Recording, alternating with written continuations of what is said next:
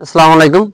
আধুনিক প্রযুক্তির মাধ্যমে সিলেট অঞ্চলের কৃষি উন্নয়ন প্রকল্পের আওতায় আমাদের বালাগঞ্জ উপজেলার বোয়ালজোর ইউনিয়নে আমাদের ক্লাস্টার আকারে 4000 বস্তার ভিতরে আদা চাষ করা হয়েছে। তো আমাদের এটা হচ্ছে আমাদের উপজেলার ভিতরে সর্ববৃহৎ একটা প্রজেক্ট। এখানে আমরা 4000 বস্তায় হচ্ছে আদা চাষ করেছি। এই 4000 বস্তা আমাদের কিন্তু খুব সুন্দরভাবে সারিবদ্ধভাবে সাজানো হয়েছে এবং এই প্রকল্পের মাধ্যমেই কৃষকদেরকে উদ্বুদ্ধ করে আমরা হচ্ছে এই জমিটা কিন্তু একটা পতিত জমি, অর্থাৎ এখানে কিন্তু এর আগে কোনো চাষবাস ছিল না এবং এটা একটা হচ্ছে আমাদের বনজ যে গাছের সেটার বাগান।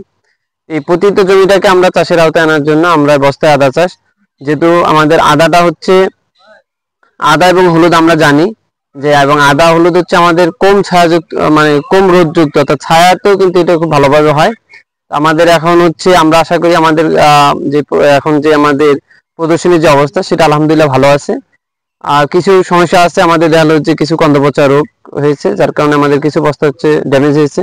তো আমরা আশা করি আমরা সামনে যে সময়গুলো আছে সেগুলোতে হচ্ছে রিকভারি করতে পারবো। এছাড়া আমাদের এই কৃষকের দেখা দেখি এই আশেপাশের যত কৃষকরা আছে আমরা এই প্রকল্পের মাধ্যমে তাদেরকে উদ্বুদ্ধ করতে চাই। তাদের যে পতিত জমিগুলো আছে বালাগঞ্জ উপজেলায়, সেই পতিত জমিগুলোকে আমরা এইভাবে বস্তায় আদা চাষের মাধ্যমে কিন্তু আমরা চাষের আওতায় আনার একটা লক্ষ্যমাত্রা নির্ধারণ করতে চাচ্ছি। আমরা এই আধুনিক প্রযুক্তির মাধ্যমে সিলেট অঞ্চলের কৃষি উন্নয়ন প্রকল্পের মাধ্যমে যে আমাদের যে কৃষি উন্নয়ন প্রকল্পের মাধ্যমে যে আমরা এটা বাস্তবায়ন করেছি, এই জন্য হচ্ছে আমরা প্রকল্পকে ধন্যবাদ জানাচ্ছি।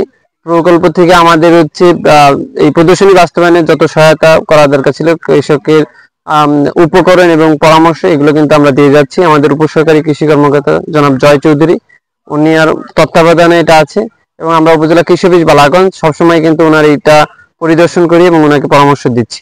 তো আমরা আশা করি সামনের দিনগুলোতে ওনার এই প্রদর্শনীটা আরো ভালো হবে এবং ওনার দেখা দেখি বোয়ালজোর তথা বালাগঞ্জের অন্যান্য কৃষকরা কিন্তু আগ্রহী হবে।